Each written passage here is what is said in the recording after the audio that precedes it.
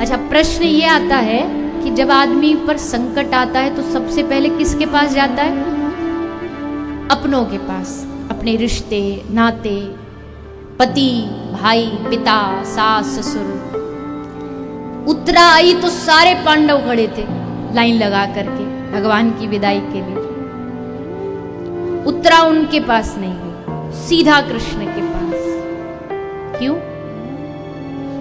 उत्तरा जब ब्याह करके आई थी तो नई नई विवाहिता जो बहू होती है उसको सब कुछ ना कुछ मुख दिखाई में देते हैं। पहली बार उसका मुख देखा। द्रौपदी ने जब मुख देखा तो द्रौपदी ने मुख दिखाई में उसे एक शिक्षा दी, एक सीख दी।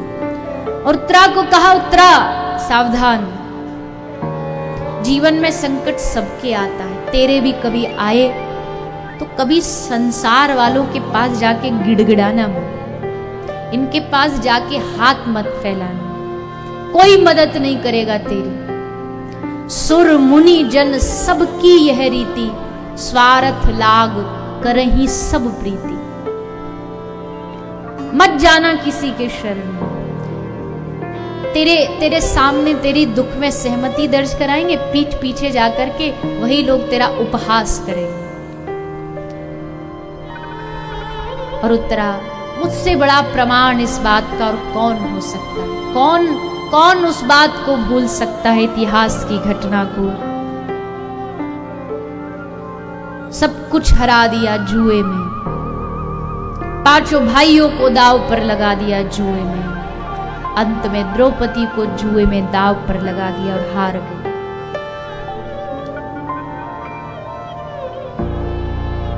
भरी सभा में कहा दुर्योधन ने, जाओ उस दासी को लेकर के आओ और उसे नग्न करके मेरी जांघ पर बिठा दो।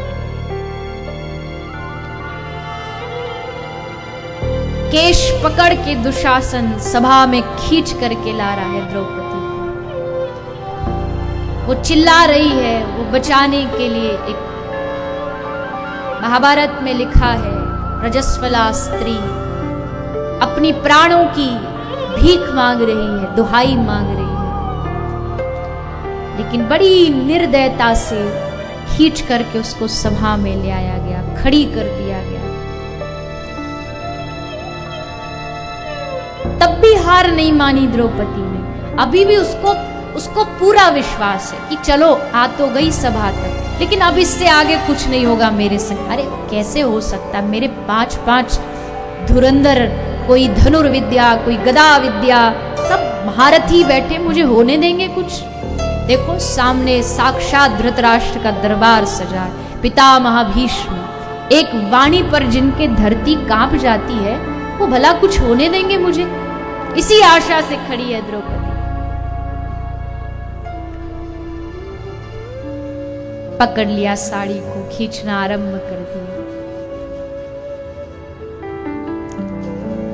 सबके पास जा के हाथ जोड़ रही है। युधिष्ठिर को कहती है, किसको अधिकार दिया तुमको? किसने दिया ये अधिकार कि अपनी पत्नी को तुम जुए में दाव पर लगा दो? मुझसे पूछा तुमने?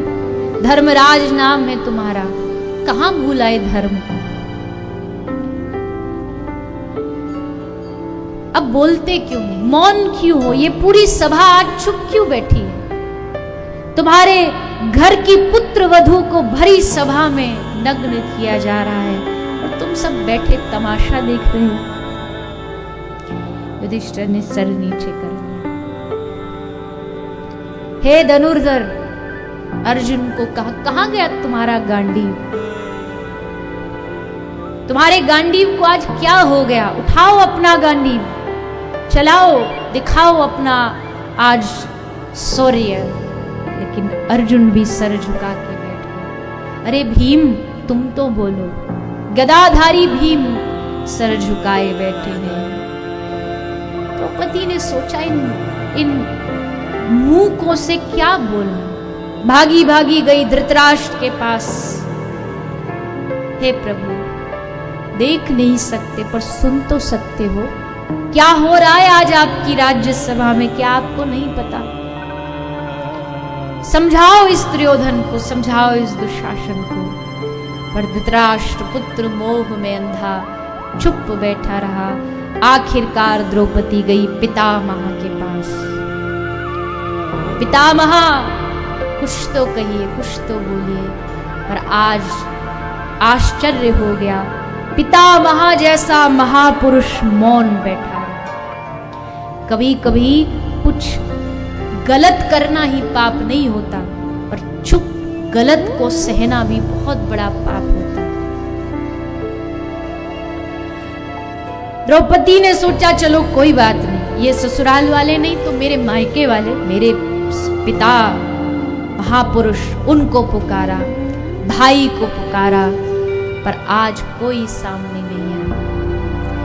फिर भी द्रौपदी ने हार नहीं मानी। कोई बात नहीं, अपने साथ नहीं दे रहे तो मेरा शरीर क्या कम है क्या? मैं क्या कम शक्तिशाली? साड़ी पकड़ के खड़ी हूं, नहीं जाने दूंगी आज अपनी लाज, कुछ भी हो जाए। साड़ी को कस के पकड़ लिया।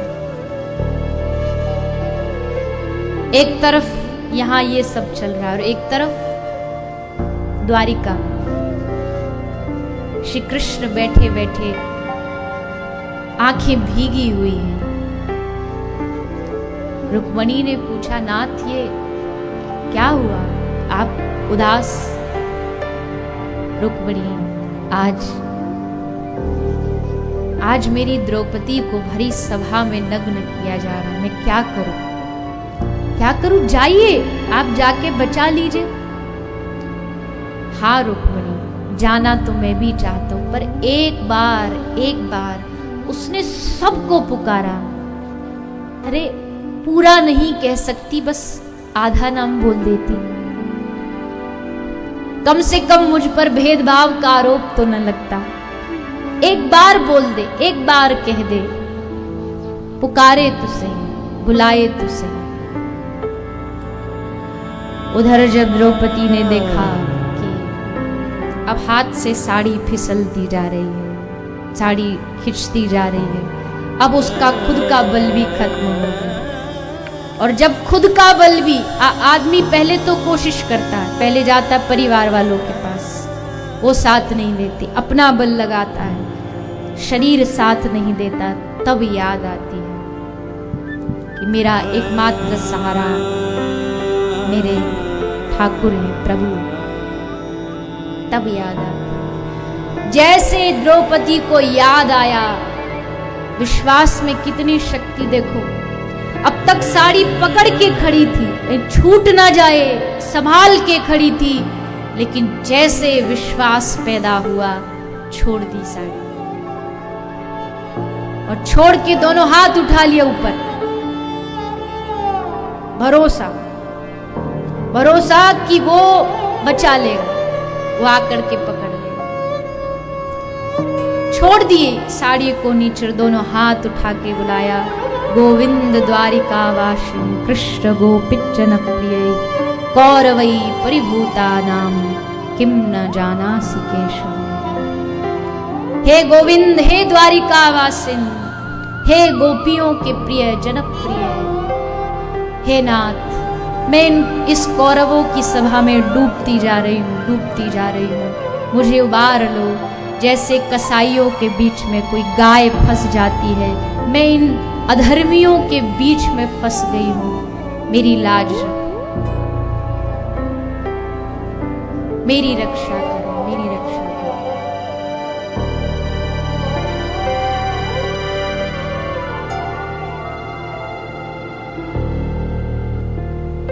बाबा सूर का भाव है, जैसी लाज राखी द्रौपदी की, होन न दीन उगारी।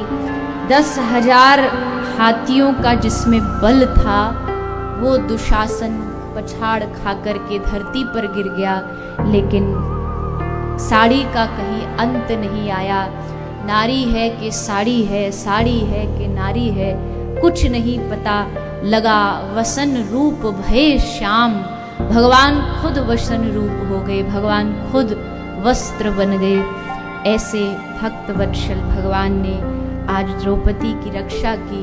तो द्रौपदी ने वही घटना उत्तरा को बताई कि हे उत्तरा, जीवन में कोई संकट आए तू सीधा भगवान की शरण में जाना। तो उत्तरा भगवान की शरण में आई, भगवान ने उत्तरा पर कृपा की, परीक्षित की रक्षा की।